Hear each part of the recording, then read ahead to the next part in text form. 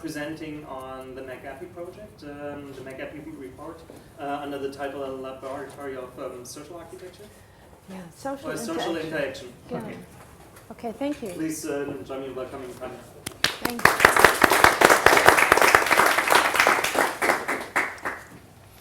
Yeah, thank you. I have a small comment to make on your elaboration, because I think it was too successful, cybernetics. So it got assimilated very quickly in every kinds of scientific field. So it was too successful to actually survive as a single discipline. So maybe we can discuss that later, because I think it's not so sad as you think. Okay, I was asked to talk about the McAppy project, and but I will have to start with the Fumpolas as well, because this is the most famous project of Cedric Price. And if you know something about him, it's probably one of these images. And most people have seen one of these images. I will start to show 3 different images of 3 different projects, because the McAppy project is a very unusual project of Cedric Price's, and it's not an architectural project in itself. And I felt that I needed to make a short introduction to his concepts, because otherwise you get puzzled. Laboratory of social interaction, because it was a sort of, I see it as a sort of experimental approach.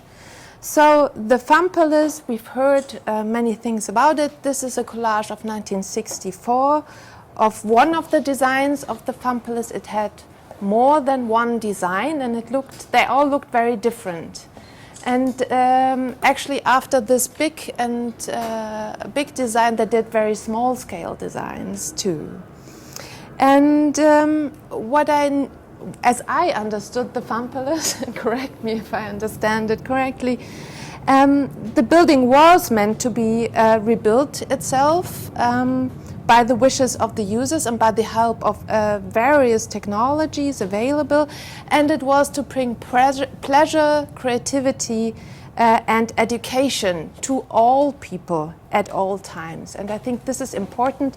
There's a political agenda behind, because I think it was designed to set a new foundation of a democratic redistribution of power by the help of technology. And this is what you usually have today when you think about the introduction of the internet, or this was imagined as the technology to help us to have a new redistribution of power, to democratize the production of design and such. So at the 60s, this was the same hope. Technology could help us to redistribute power. This is another project of Cedric Price, and I like the image very much. It's not an image that Price took by himself. It's an image that is part of a community calendar, and it's another famous project of his. It's a project which is called Interaction Center. I see it as a counterpart to the first one, because this one doesn't show the architecture. It shows people, and it shows people at a community event, very ordinary people. And this is very unlikely for an image that you want to present to an audience. Usually architectural photographies are empty. They do not include people, and they do not include so many people. I mean, you can hardly see the center. And so here, the clear thing which I like about it is that architecture itself has moved to the background. And what becomes clear here is what I also think is one of the most interesting characteristics of Price's work, because the photograph focuses on the social activities happening in the building or around the building, not on the architecture itself. And I think this is the clear goal that Price's architecture was heading to. So this is a very, not really sharp, but it's an image of the McAppy project, and you don't recognize an architectural project. So, but it's coming out of the same conception of his. So the McAppy project I will talk about today. Price developed it at the same time as the Interaction Center, the image we've seen before, from 1973 to 75. And I was studying the archival material, and it's hardly recognized as an architectural project, but I think it is, because the McAppy project, as many others of his, did not mainly focus on the construction of a building, but on the organization of space as a social system. And there it is, the system, but it's a social system. And I think this way of thinking architecture as a social system was not unusual at that time. Many people thought like this. This was the thing to do. And right now I jump out of the project again to give a bit more broader context to it, to actually tell you something about the changes which were happening there. So generally in the 1970s, most architects focused on the social, and there were specific reasons for that. So the rebuilding of cities throughout Europe, as well the sociological and economic changes in the Western world after World War II, motivated drastically novel designs as well as new ideals in urban planning. And it changed the very uses of spaces. The advent of mass media was coming up. There was a mass market people were encountering, and large-scale social housing projects were put up in the UK, the US, elsewhere.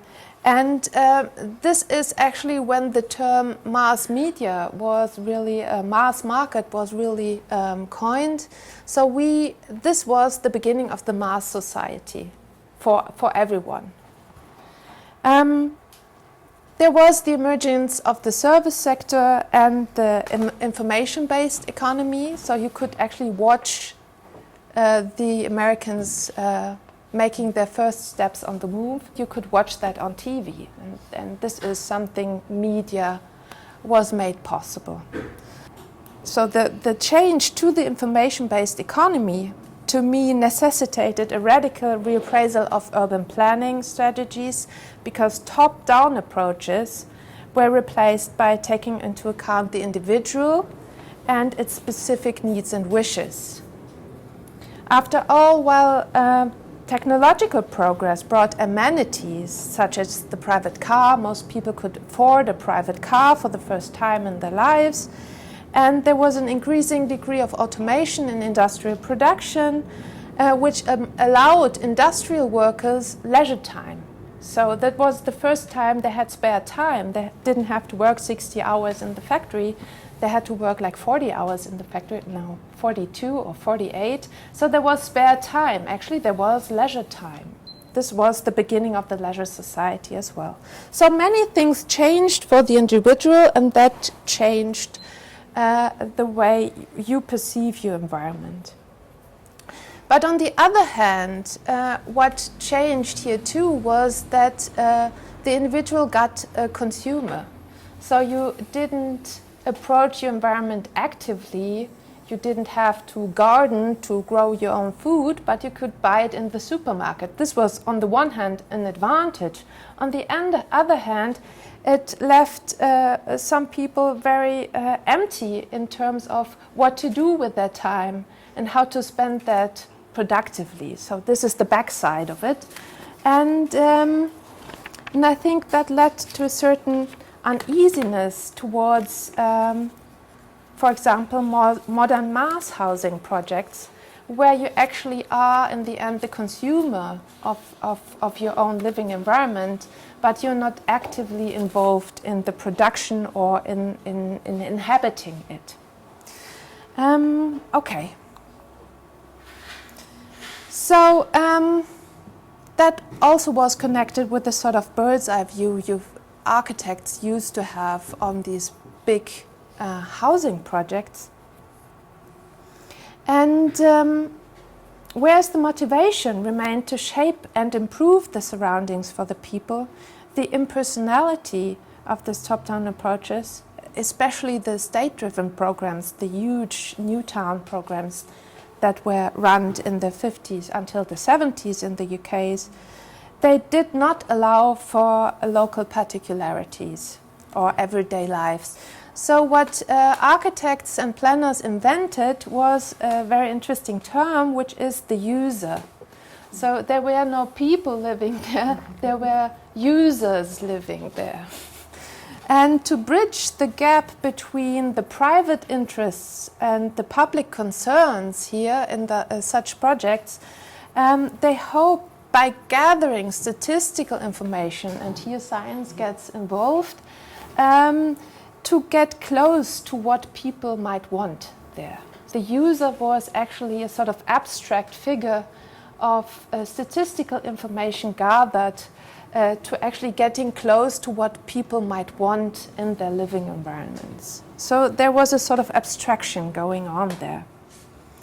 And of course there was the counter activities from young architects that at the same time or a little bit later discovered, like Jane Jacobs, Kevin Lynch here, Dennis Scott Brown and Robert Venturi, they discovered while researching the Las Vegas Strip that architecture was actually a cultural product, and it just happens, it emerges out of a cultural context, and you can watch and see by what new rules and new shapes it emerges. So there was research done by architects that tried to think about architecture as part of a social ecology, as part of the culture, a lived culture that was going to be explored and researched. And the goal was actually to get a sense of the context again and to reframe the faculties for dialogue that should help reconciling the social space with the built space. So there was a big need to actually get together the new social emergences together with the actually design of the built space. And now I'm coming back with this question. And in response to these social issues, the architectural practice of Price was characteristically tailored towards the individual and his social relatedness. He focused constantly on social qualities such as interaction, choice, and change, which he aimed to promote. And for achieving this, he was convinced that architecture had to change fundamentally, and that a novel type of architecture, besides modern functionalist architecture, needed to be developed. To this task, he employed science and technology. He was very much convinced by that, and especially the system theory of cybernetics. Based on his view of the city as a cultural product, architecture should be part of a responsive network of system of communication. And this is important. He thought space was a system of communication that was based on action and reaction. So architecture should respond to its inhabitants, and the inhabitants should be able to shape their environment, which usually is a natural process to do, but the whole thing was totally out of sync. Social and built spaces were understood as a single system, intimately interconnected through a two-way link of interdependency or communication. Accordingly, interventions in the built space affected the social space and vice versa. So technology was seen to have an emancipatory effect, enabling the individual to act even in a largely institutional context. Each individual's exposure to technology thus affected the users of space, these are my two favorite images of Cedric Price, my personal ones, if we share, because these are two collages that actually he did for an art an art fair or an art festival, the Sheffield Arts Festival, and they show the emancipation of women actually by technology. So back to the McAppy project, and I'm sorry for the quality, so you have to go to the exhibition again to see these images real. They are all displayed there. So the project goal was for improving productivity and working conditions on the building sites of a very large British construction company, which was called Sir Robert McAlpine, or is still called McAlpine. The company reacted with this commission on the National Constructors' Working Strike of 1972, the first big strike there, which had placed the construction sector under considerable economic and political pressure and had successfully publicized problems of low wages and poor working conditions of people working there. And big construction firms really felt the need to do something. And this was actually the thing. So according to his understanding of the interrelatedness of social and built space, architecture itself was not the only possible outcome to that design for Price. So Price aimed at designing the organizational system and process of the company, enabling participation and thus influencing architectural production from the bottom up. And that's why you see all those system sketches of how the organization of the company is being analyzed and joined with his spatial interventions.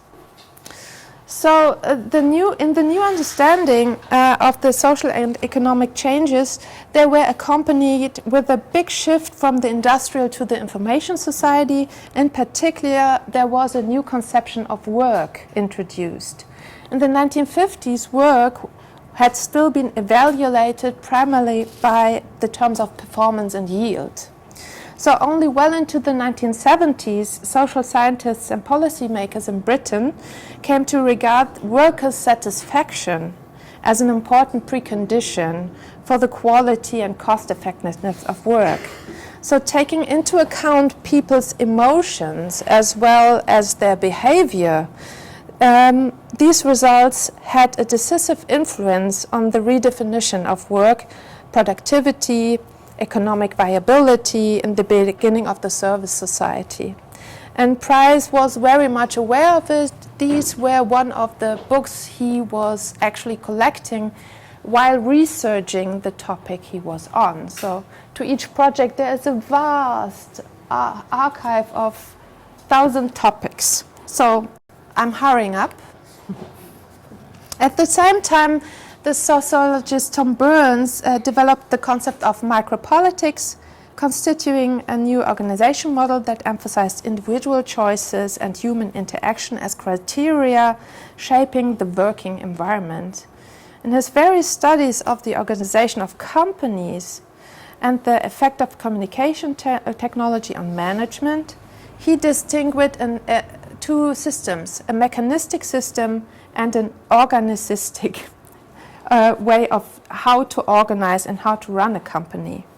The latter he characterized by being flexible and non-hierarchical and which brought in the foreground the action of each individual. So Price, what did he do in the project? So he analyzed the structure and the organization of the company, and he analyzed the workers' activities, and he did that as a research project. What did he look at? He looked at organizational improvements, he looked at operational improvements and labor reinforcement.